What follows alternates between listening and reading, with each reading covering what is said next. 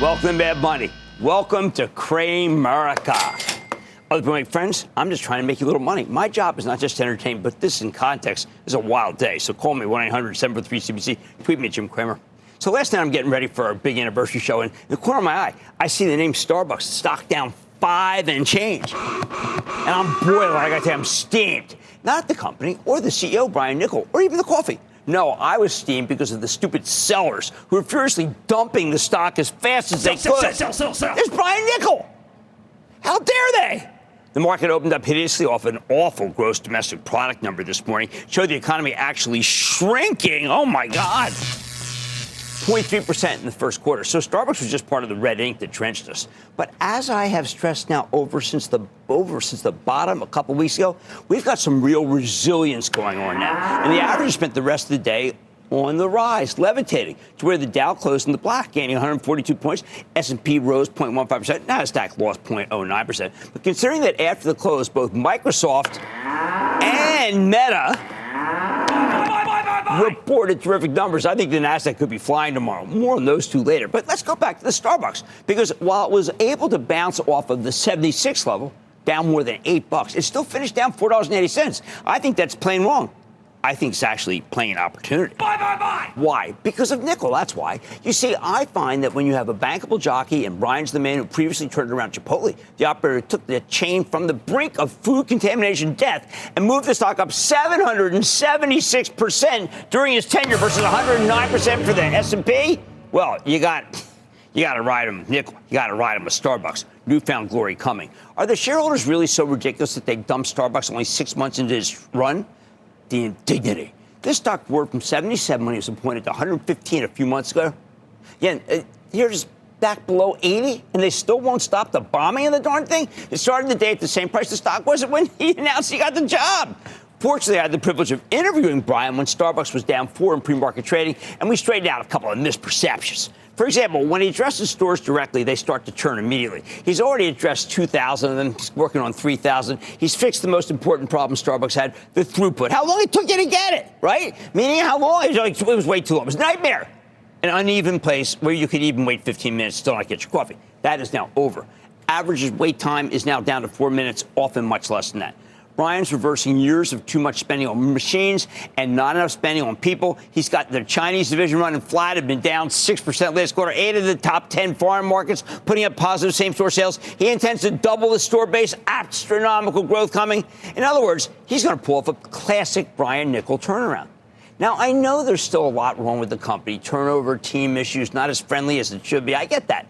This is how you end up with terrible gross margins, and you got too much staff and not enough customers, something I know from my restaurant days. But this is a case where you simply have to bet on the jockey and remember that he can turn the horse around and make it a winner. Oh, and how about those analysts who said buy above $100 and now hated it at 80? I say, and good luck. Now, we've seen this all earnings season. We know this is a tough moment, right? We have tariffs that are putting the wood to profitability. We have a world where commerce seems to be grinding to a halt. We have inflation. But some companies can keep delivering in spite of this environment. Now, I got 2 of them reported after the close tonight. We heard from 2 of the Magnificent 7 tech giants, Microsoft and Meta platforms, and both are reminders of how important it is to have a proven winner like Niccol at the top. Microsoft, led by the excellent CEO Satya Nadella, reported a terrific set of numbers this evening, a sizable top and bottom line beat. All aboard! Each of their 3 major segments came in better than expected. Intelligent Cloud division leading the way, up 22% constant currency. I did not see that coming. I think 35% constant currency revenue growth from Azure. I didn't see that coming either. And other cloud services far better than the 31% number for the analysts were looking for. It was sterling.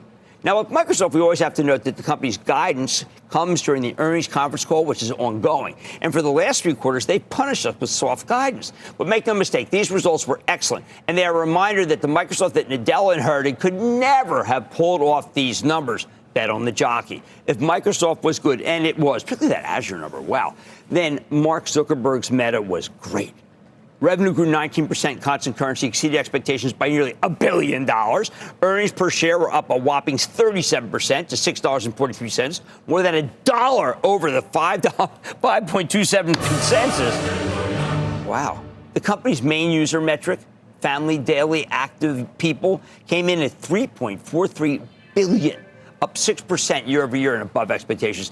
And Meta also disclosed that Meta AI, the company's generative AI offering, now has almost 1 billion monthly active users. The top line growth came in from a combination of 5% increase in ad impressions, 10% increase in average price per ad. Both were very encouraging in a world where investors have been worried about how a softer macro environment would impact an ad-driven business like Meta.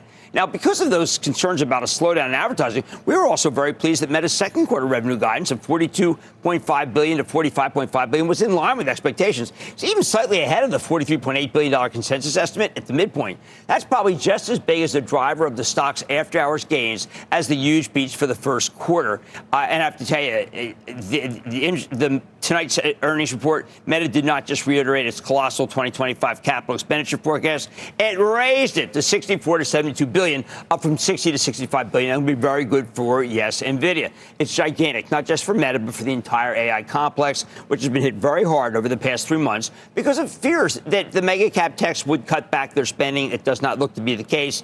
Meta's certainly not doing that. The company said specifically that its new CapEx outlook reflects additional data center investments to support our artificial intelligence efforts. In tonight's call, Zuckerberg did an excellent and thorough job of describing the many different opportunities the company sees in AI and explaining why the company is eager to make these major AI-related investments. You bet against Zuckerberg at your own peril. And I've got to tell you, he was on fire this evening, as I know that we're going to tell club members, because it's been tough to own these stocks of late. So here's the bottom line. We got tremendous numbers tonight from Mark Zuckerberg's Meta, Satya Nadella's Microsoft, but people just gave up on Brian Niccol and Starbucks. Funny how it is. Just when we give up on a company, it turns out to be doing great things that we didn't see.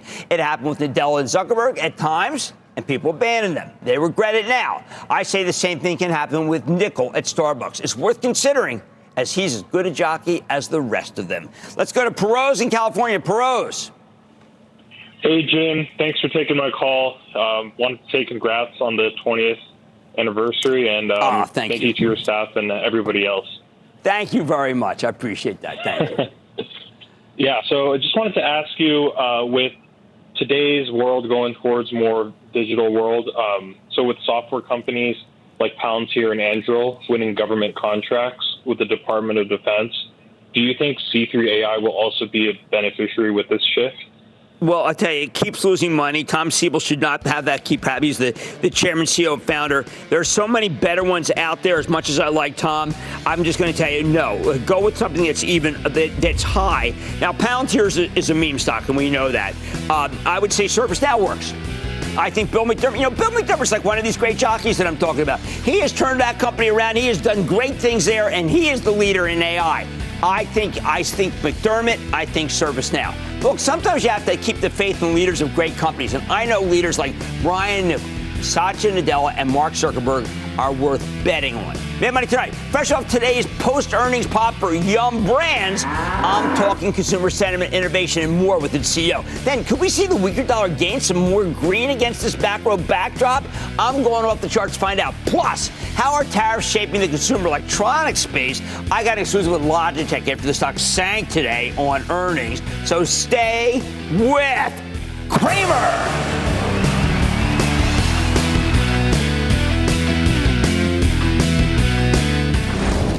Don't miss a second of Mad Money. Follow @Jim Cramer on X. Have a question? Tweet Cramer. #MadMentions. Send Jim an email to madmoney@cnbc.com or give us a call at 1-800-743-CNBC. Miss something? Head to madmoney.cnbc.com.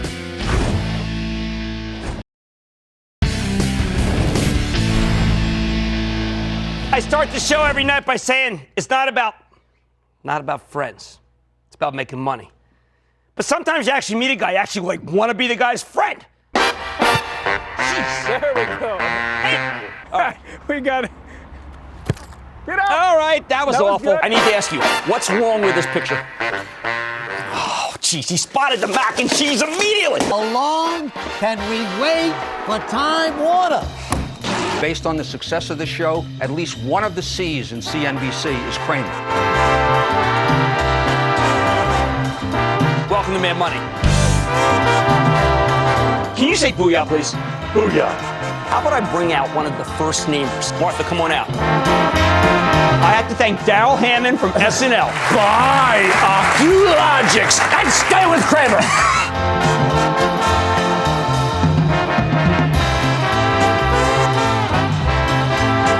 Look at the shoulders on this guy. Do you work out a little bit? Let me tell you right now, man, everybody watch this freaking show. Howard, welcome to the show. Hey, Jim, the only thing bad about this is I'm not with you in the studio. Capitalism for the future has to be one of generosity and one of shared success. A company cannot win on the backs of its people. I just want to hear from the co-founder, chairman, and total CEO and total gent, Mark Benioff. We started Salesforce because we so strongly believe that business is the greatest platform for change. Bob Iger. Companies that value their people, that respect their people, that are decent, are typically successful companies. We're in some incredible markets. The smartphone market, eventually everyone in the world will have a smartphone. There is a culture of innovation in Apple. This virtuous ecosystem is something that is probably underappreciated. We really feel that this is our time. We've got the scale. We've done the localization. This is a culmination of what we've been working on for 3+ years, and it's here and it's now. The way that I think about this is, in the near term, AI is just this really massive wave that we're riding for all of our services. If we can make sure that we create the conditions by which amazing people do their life's work, they're going to create amazing products that will help great customers, and there'll be prosperity, and there'll be joy. We've had some amazing guests over the years on Mad Money, and the executives we've brought on the show have always given all Cramerians the best look at how companies across the country are faring. And while the market's still trying to find its footing right now, some companies are just doing fabulously. Look at Yum Brands. That's a parent of KFC, Taco Bell, Pizza Hut, and the lesser-known Habit Burger Grill. This morning, Yum reported a solid quarter, better than expected same-store sales growth with their top two brands, Taco Bell and KFC, crushing it. No wonder the stock's still up 12% for the year, and a very tough tape, particularly for consumer goods and restaurants. So can this one keep hanging in there even with all the worries about consumer sentiment? Let's take a close look with David Gibbs, the CEO of Yum Brands, to find out. Mr. Gibbs, welcome back to Mad Money. Hi, Jim. Great to be on, and congratulations on the 20th anniversary of Mad Money. Thank you, David. Thank you. And I know you've been with me, and your company's been with me the whole way, and we've been with you the whole way because you offer a great bargain everywhere around the world. And once again, I think it shows this particular quarter that when you give people good food for low prices, they go nuts for it and buy at levels like what I'm seeing with Taco Bell that is unlike any large, mature chain is coming up with. How do you do it? You're exactly right, Jim. I think this quarter proved the resilience of our model and that we can truly win in any environment. But of course, we've been doing that for the same 20 years that you've been running your show. I looked it up. We've had 15% annual shareholder returns during that 20-year period compared to the S&P 500 at 10%. No, so it's the last amazing. 20 years. Look, it's pretty obvious the way you do it. First of all, you have growth. I mean, you have unmitigated growth. I don't think people realize how huge you are. You've added, 11,000 since you came in? But just tell people how big these units are. They're gigantic. Yeah, obviously, our business is pretty much going from strength to strength. We had a challenged year in 2024 in terms of the environment we operated in, but yet we delivered on our 8% operating profit commitment. In terms of the scale that you're talking about, of course, it's 60,000 plus units. We open a new store every other hour all year long. And our brands are dominant in the markets that we operate in. Obviously, Taco Bell in the U.S. is a powerhouse. You referenced it, plus 9% in Q1 is an amazing result in an environment where the rest of the competition is reporting negative numbers or flat numbers. And then internationally, KFC International, another really strong quarter, 7% unit growth. We're building new KFC every 3 hours. So these are brands that are going from strength to strength and poised to succeed in any environment. Well, let me ask you, is there room for many more? I mean, some people would say that with this many units, you got to be saturated. We think the amazing thing about our business is we've got 70-year-old brands. We've got 60,000 restaurants. We've got more restaurants ahead of us than we've already built. And you can see it in the numbers. And the numbers that our franchisees are reporting, when they talk about the returns they're talking about getting 2- and 3-year cash paybacks on new units. You know, we have 15 publicly traded franchisees that are building these stores. They wouldn't be putting their capital into our brands unless they were getting stellar returns, and that's exactly what. And I do love your model. I've got to tell you, I think there's far fewer headaches, a much better way to expand, particularly at a period, by the way, when some people say expansion costs too much money. I know that's not a problem for you guys. I do want to ask you, your uniquely American brands, any pushback, whether it be tariffs or whether it be, I don't know, what can you say, political, I don't want to characterize because I'm not trying to be Democrat or Republican, but just some pushback because we're Americans. Yeah, one of the hallmarks of our business is the way we connect with consumers and the way we stay on top of consumer trends. So we're always out there taking the pulse of the consumer all around the world. We have not seen any pushback related to tariffs in any of the markets that we operate in. We are not affected by tariffs, as you know, for the most part, as most of our supply chain is usually sourced within country. So our model's pretty insulated from what's going on right now, and that's why you're seeing the success we're having. Do you think that there's some people who resent American brands? I know there were some problems in the Middle East not that long ago.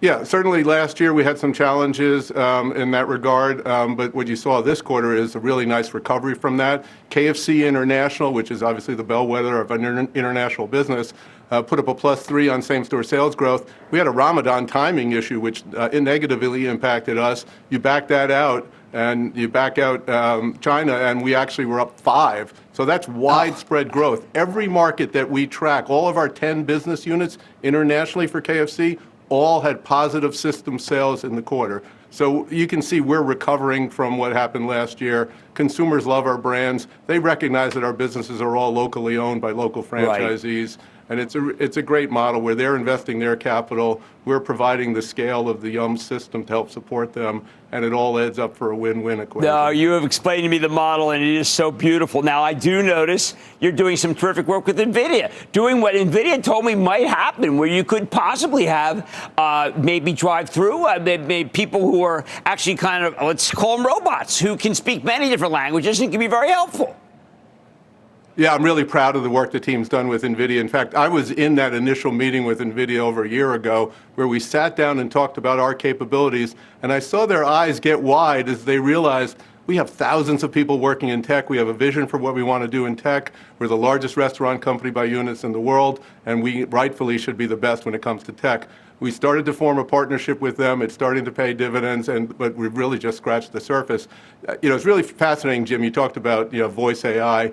We have voice AI now in over 500 Taco Bell drive-thrus. What we're finding is the employees in the store love it. Really? Turnover is down in those stores. We are getting less turnover because we've made their jobs more fun, easier. They're not having to worry about trying to do two things by taking cash from somebody at the drive-thru window while they're also taking an order. They can focus on their task. They can give better hospitality to the customer. And it's actually obviously driving labor savings for us while at the same time improving the experience for the employee. It's really where the future is going. It's technology living side by side with humans is the right equation. Well, I think it's a great credit to you that you're open-minded enough to do it. Some of the others didn't want to look at it. They thought it might hurt the franchisees. Clearly not. I have to mention that, yes, indeed, that you are retiring. I don't want you to do that, and you know that. You have been such a great explainer to me of how things work. But we're still going to have you for a couple more quarters, correct? Yeah, obviously, we made this announcement well in advance of my retirement date in the first quarter of next year. And that was, as everything we do, but to be very planful and thoughtful about it, give the board time to pick the right candidate and have the right transition. Look, it's never an easy decision to retire, as you know. I'm sure you're faced with lots of CEOs dealing with the same thing. You're going to keep humming along. But for me, when I took the job in 2019, I set out with a couple of goals that I thought if we accomplished them, we could strengthen the business and accelerate our profit growth. Digital was obviously one of them. Ramping up development. We're building a new store every other hour now somewhere in the world. And then obviously strengthening the brands. And you talked about it, Taco Bell +9 this quarter. You saw that on display. Accomplishing those three things I thought could accelerate the model. That's why we took our guidance for operating profit up in 2022 to 8% annually, and we've delivered on it. And we reiterated today on the earnings call that we would deliver on it again this year, that we're on track. So having accomplished all that, it just feels like the right time to hand it to the next person. Of course, everything about Yum is about people and culture and the amazing talent we have in the organization.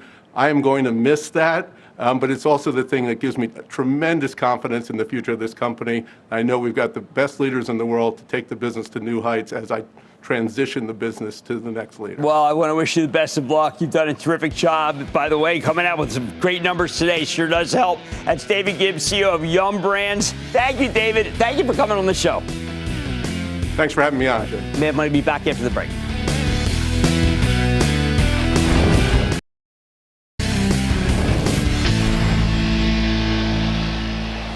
Lately, we've heard so much hand-wringing about the weakening dollar. We're told it's a sign that foreign investors have lost interest in America, lost faith in America. Something that means, well, we're very much headed in the wrong direction. As I've told you before, though, I think it's all crazy talk. There's a reason so many of our trading partners constantly try to weaken their currencies, not strengthen them. A weak dollar is terrific for American companies that do lots of business overseas, and we have a lot to do. It makes their exports less expensive versus foreign merchandise. It also means that their foreign revenue translates into a greater number of dollars. A strong currency, on the other hand, makes it cheaper to buy stuff from overseas. And that's not what this White House is pushing for. And given the size of the now delayed reciprocal tariffs, a strong dollar won't help you if those truly go into effect. So, unlike most of the people on air, I love the weak dollar because it's great for the earnings of the big multinationals. But unfortunately, the weak dollar might not be with us for long. Why not? Because Larry Williams, the legendary technician, market historian, who's been the best in the business since I was still in grade school, says it's time to turn bullish on the dollar. And Larry's written over a dozen books. He's created a ton of proprietary technical index. We'll see him in a moment. He's also made some truly incredible calls in the last few years. His track record, frankly, is unassailable. So when he tells us that something's going to happen with the charts, we take him very seriously around here. And right now, when it comes to the dollar index, which measures the greenback versus a basket of foreign currencies, 4 of Larry's best long-term indicators are screaming that it's time for our currency to rally. First, take a look at this chart. This is a chart of the dollar index. It shows the relationship between the dollar index and the price of gold down at the bottom. Okay?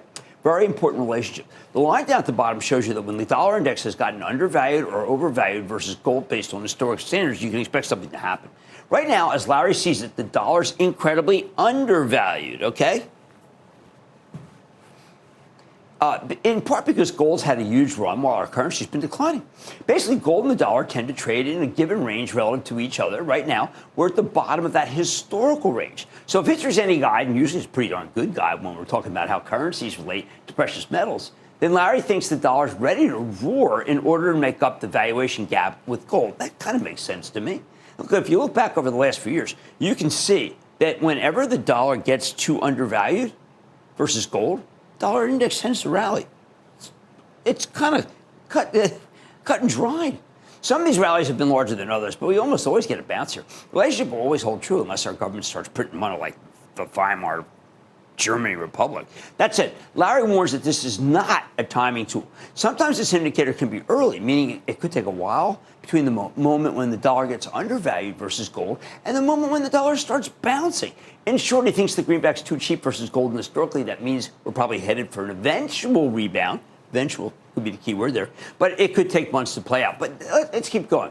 Next up, every week, the Commodity Futures Trading Commission, CFTC, releases its Commitments of Traders report. That's a COT report. And this is some of the most useful investing information you'll ever get from the federal government. The Commitments of Traders report tracks the size of the net long or short positions for futures traders, and it groups them by categories: small speculators, meaning individual investors; large speculators, meaning money managers; and then the commercial hedgers. Larry likes to keep an eye on the commercial hedgers because these are usually the smartest players in the game, the ones who understand these markets best because they directly participate in them as part of their core business, okay? So take a look at the weekly chart of the dollar with the CFTC's data on commercial hedgers down at the bottom.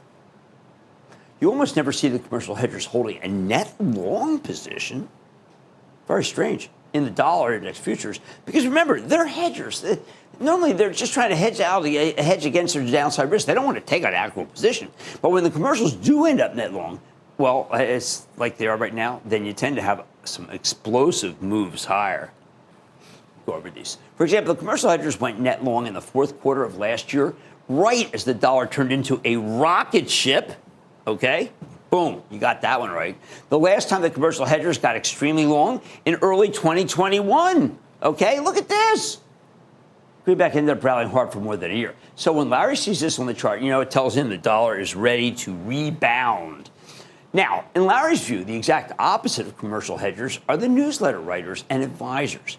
It's a little cynical here, but check out this chart of the dollar index with the Williams Sentiment Index down at the bottom. This is an index that Larry Williams he created, one that was featured in the Bloomberg book New Thinking and Technical Analysis, which is actually really good. It was published way back in 2000, and it's one of my Bibles. It works the same way now, even a quarter century later, by tracking the opinions of advisors and newsletter writers. As Larry sees it, these guys are trend chasers by nature. Remember, you want to be ahead of the trend, not a chaser. They seem to be largely, they base the recommendations on market direction. When prices rally, they say buy. When prices decline, they say sell or stay out. As you can see, when the newsletter writers get very bullish, high levels in the chart, to the dollar index, well, guess what? Well, the dollar index tends to top out. When the newsletter writers get excessively negative, like right now, well, the dollar tends to rally. Basically looks to the newsletter writers and advisors as a counter trend, sign of trend exhaustion. Right now, they're very negative on the dollar, which gives Larry one more reason to go positive. So when you look at the dollar index versus gold, the commercial hedgers data in the CFTC Commitment of Traders report and the Williams Sentiment Index, they're all screaming that the greenback's ready to rally. By the way, if that happens, don't expect anyone who's been making dire predictions about it ever acknowledge it. But Larry does think it's going to happen. And the final reason comes down to his trademark cycle analysis. That's what we really know Larry by. He's always looking for patterns that seem to repeat themselves in action. So take a look at what he's found in the chart of the dollar index. The blue line shows, it's very interesting, blue line shows projection for the dollar based on the dominant cycle that tends to last for 32 to 35 weeks before repeating itself. And when you look at that cycle forecast, it says the greenback is going to roar from now through about September. Here's the bottom line of this incredibly contrary piece that we're just doing here. The charts as interpreted by Larry Williams suggest that you need to stop worrying about the weak dollar. Maybe start worrying about the dollar getting stronger again, because that's where he thinks it's headed. I certainly wouldn't bet against him. And can I just tell you, if this happens, it could affect a lot of different parts of the market, including the bear market that a lot of people feel we're in equities. I want to speak to Robert in New York. Robert. Hey, Jim, I just want to congratulate you on the 20 years of helping everybody. The show was spectacular, and so were you and your family. Beautiful family. God bless you. Thank you. I had the best time, and thanks for inviting me on that show. I just loved it. It was awesome. Awesome. Oh, I'm so glad you liked it. So good you liked it. How can I help you now? I'll get right down to business, Jim. Jim, let's talk about the stock that has gotten beat up since February when you said to me, don't go back in, Robert. Let it come down. It's still a good company, but you were right again. It was $80 at the time. You told me, not now. And it came down to $30 in April. Now it's at $50. They lost the exclusive with Walmart, but added some good business with J.P. Morgan Chase payment units. Lefkin is a genius, but should I go back in now? I have made enough money on this in the past with you. What should I do?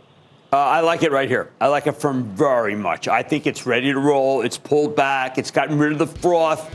I think you're in good shape, and I really want to thank you for those kind comments. That was terrific. Thank you. All right, people listening.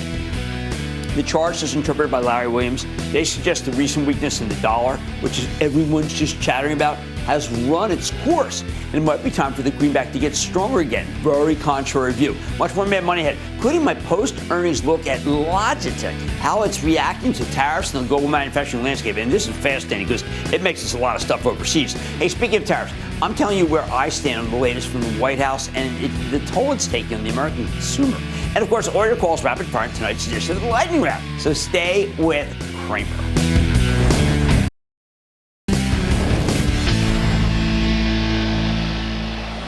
Right now, everybody's trying to cope with these tariffs, but some are doing it better than others. Take Logitech International. That's the consumer electronics company that makes all sorts of gadgets for gaming, as well as other computer peripherals, webcam speakers, keyboards. When the Liberation Day tariffs were announced 4 weeks ago, the stock got hurt. And about a week later, the company withdrew its full-year forecast, citing the uncertainty of the tariff environment. That makes sense to me. Last night, though, Logitech reported, and while the results were mixed, a slight revenue miss paired with a solid earnings beat, management gave us a fresh forecast that was pretty illuminating. Long story short, the tariffs are going to sting here, particularly in the current quarter. But Logitech has plans to quickly move its Chinese manufacturing footprint to other countries while pushing through targeted price increases to protect their margins. Stock got hit today. It's down more than 3%. But you know what? I'm feeling pretty confident about the company's ability to mitigate the impact of the tariffs. Now, let's just focus on the products, which is what I'm interested in. Don't take it from me. Let's check in with Hanneke Faber. She is the CEO of Logitech International. To learn more, Ms. Faber, welcome back to Mad Money. Thank you so much. And Jim, it's a delight to be back. Let me first congratulate you on 20 years of Mad Money. That is awesome. Thank you. It's been a good run. Thank you very much. Well, I know last night, I listened to the analysts. Of course, they just ask tariff after tariff after tariff. So before I do that, I want to ask you, how do you see businesses away from tariffs? Yeah, well, we were so pleased to report a fabulous fiscal year 25 last night. So our fiscal ends on April 1st. So we just ended our fiscal. We grew sales 7%. We expanded gross margins 170 basis points and operating income margins 70 basis points, which is really an outstanding result. So we're really pleased with that. We also generated a lot of cash, more than 1 times operating income. So a really great year for us, driven by a number of things, great innovation, great products, as you always say. Also doubling down on our Logitech for business, as well as just great execution around the world. No, it's definitely the gross margins are terrific. Now let's deal with the issue of China manufacturing. I was very impressed how you're going to have to pivot, but you can pivot much faster than anyone on the conference call said. How are you able to do that? Yeah, we're really built for this, Jim. We've been preparing for this for many years. So before the pandemic, we only basically manufactured in China. Today, we manufacture in 6 countries. We're up and running in all 6. We can make lots of products in all 6 markets. So that really is a benefit to us.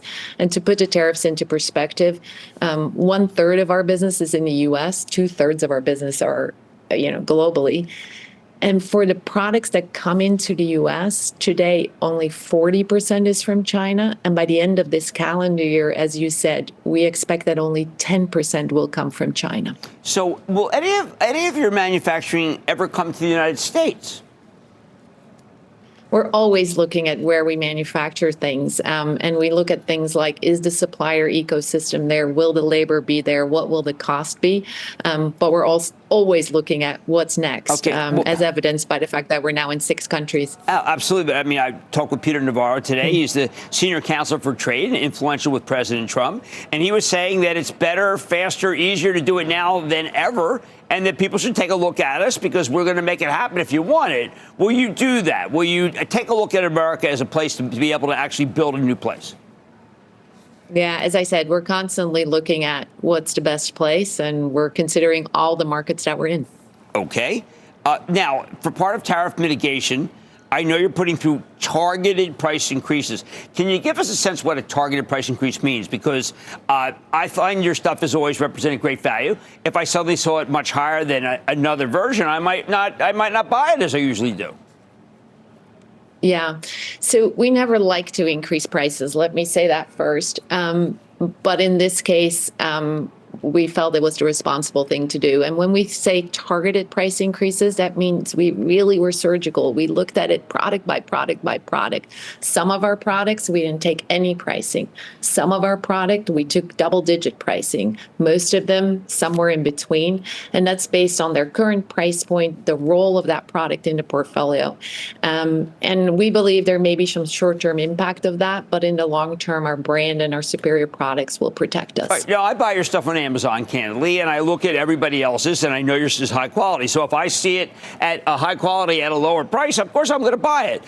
Will your prices pop now? Will be some of these targeted ones, they will look on Amazon, and I won't think it's necessarily below or cheaper than others, even though I know the quality is superior.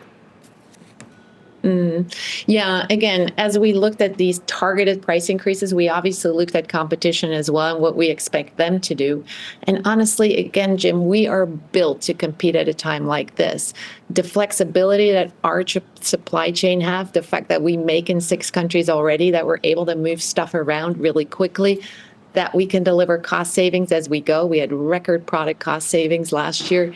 I think that puts us in a really good place also when it comes to pricing. All right, let me ask you one last question. Grand Theft Auto, the new edition is going to come out this year. I've seen Take-Two, their stock go up 80 points, literally 80 points since they announced it. It is the biggest event in gaming.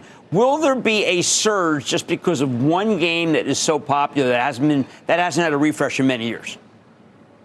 Yeah, no, that's going to be a huge event for gaming as a whole. I mean, I speak to gaming consumers all the time, and some of them are telling me, oh, I'm going to take a month off when GTA 6 comes out just to play the game.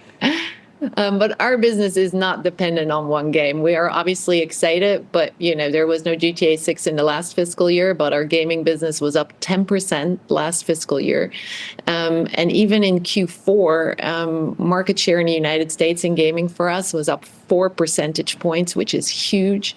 And we had double-digit growth in China as well. So we're very bullish on gaming with or without GTA 6, but GTA 6 is a fun thing coming. All right, terrific. Thank you so much. Congratulations on the strong report and on the mitigation. I think you're mitigating better than most of the companies I deal with. That's Hanneke Faber. She's the CEO of Logitech. And thank you for the kind words about our 20th. Good to see you. Thank you. Mad Money's back after the break. Coming up, Cramer takes your calls, and the sky's the limit. It's a fast-fire lightning round. Next.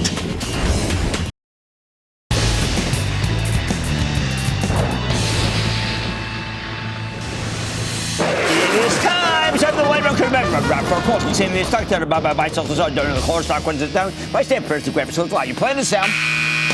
And then the lightning round is over. Are you ready, Ski? Time for the lightning round. Cravers might start with Michael in Tennessee. Michael.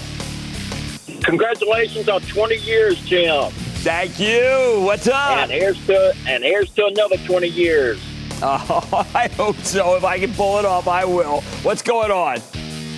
Given this company's recent earnings miss and the rise in medical costs impacting its bottom line, do you believe the stock's current valuation presents a buying opportunity, or are there underlying issues that the investors should be cautious about? The company at United Health Group.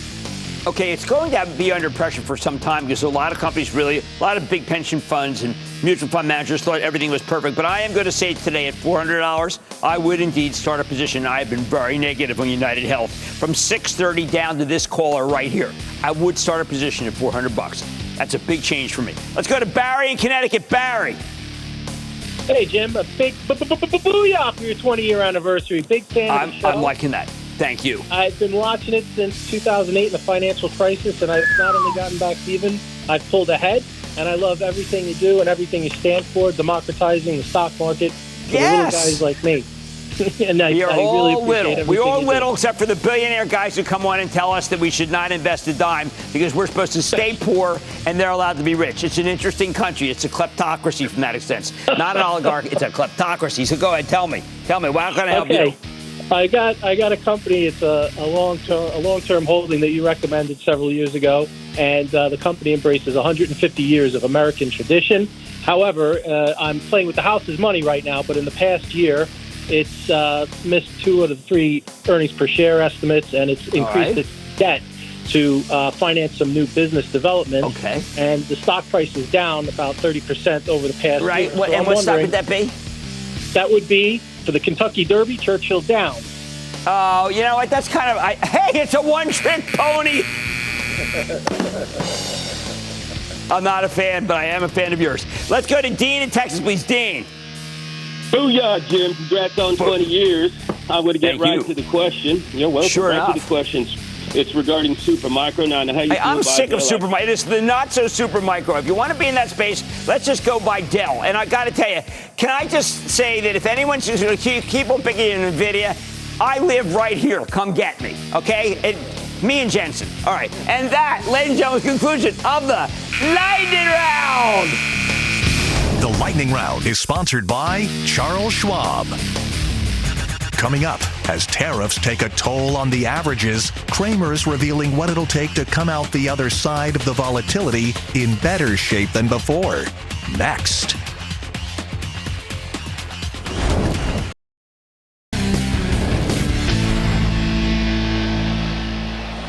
It's not enough for the White House to say that things will be better than ever, that our country will emerge stronger after we sort out the new tariff regime and start raking in cash from our trading partners.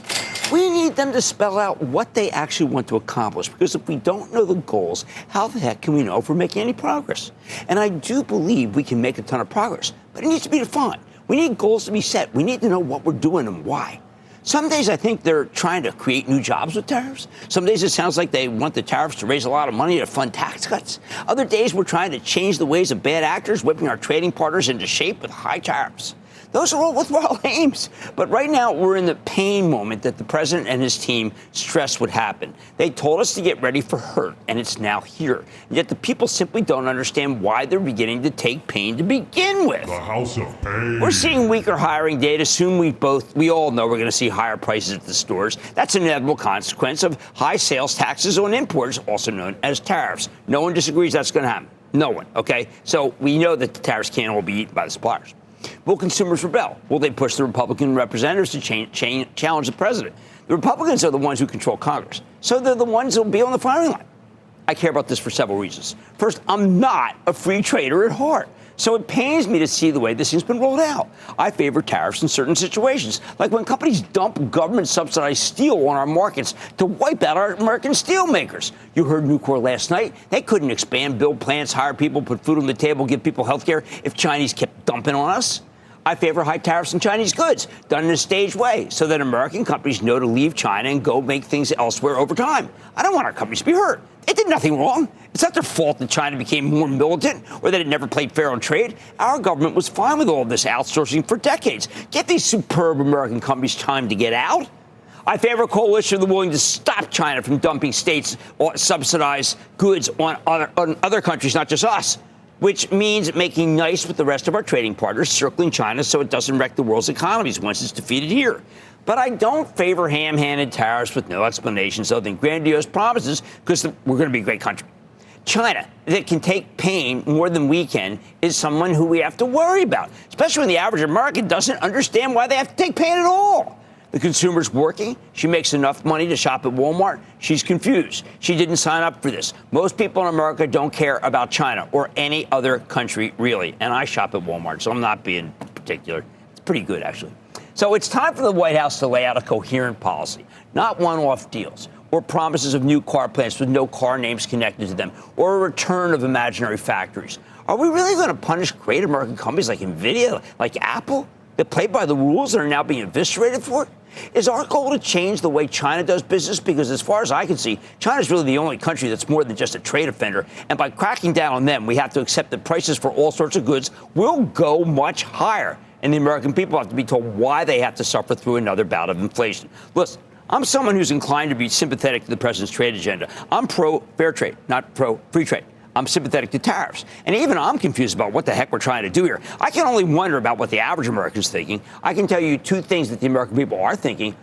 One, this is Trump's stock market, not Biden's. And two, why the heck what did I do to have such higher prices?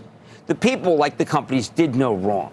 The people, like the companies, deserve proper, clear, and constructive explanations about why we're doing this tariff thing to begin with. I like to say there's always a bull market somewhere, and I promise to try to find it just for you, right here on Mad Money. I'm Jim Cramer. See you tomorrow.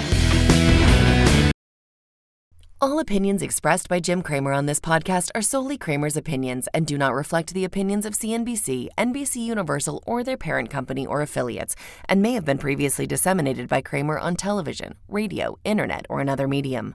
You should not treat any opinion expressed by Jim Cramer as a specific inducement to make a particular investment or follow a particular strategy, but only as an expression of his opinion. Cramer's opinions are based upon information he considers reliable, but neither CNBC nor its affiliates and or subsidiaries warrant its completeness or accuracy, and it should not be relied upon as such.